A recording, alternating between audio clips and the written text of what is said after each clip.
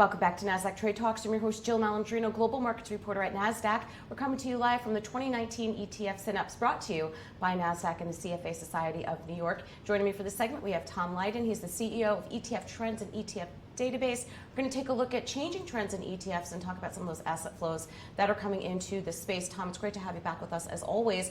Flows going into ETFs this year continuing to grow. What is that telling you? Well, we are hitting new record highs. Obviously, we're at close to $4.7 trillion, which is amazing. Mm-hmm.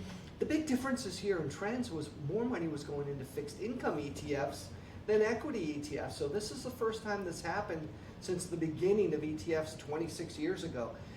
What it tells you a little bit is investors are a little bit more cautious these days. Mm-hmm. But it's not just in indexed ETFs, it's in active fixed income ETFs. So there's some great opportunities as the messaging and the narrative from the Fed has changed a lot in the last 12 months. Right, and I would also argue having fixed income within an ETF wrapper makes it more attractive for portfolio managers and investors because bonds trade by appointment with all the different durations, and they don't trade as fluid as stocks will, right, if you will. And so it's a little bit easier to manage, and I would imagine more cost effective. Yeah, absolutely. And what it's actually done, if you talk to people in the bond world, the ETF fixed income ETFs have actually made liquidity better for the bond market.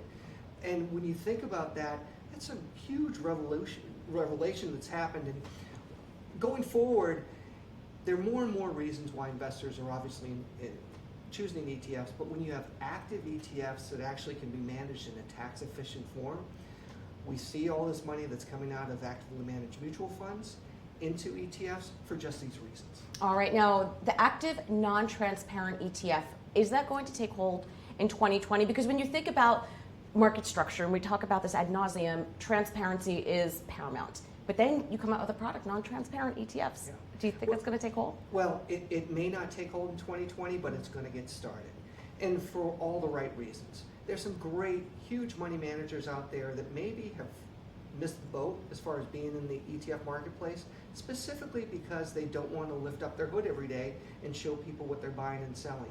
Now with non-transparent ETFs, they can get into the ETF business, they can offer an ETF wrapper, and they can do so in a tax-efficient way where they really couldn't do that before with regular mutual funds. But the key is they're going to be able to protect their individual buying and selling, which is really critical to their long-term performance.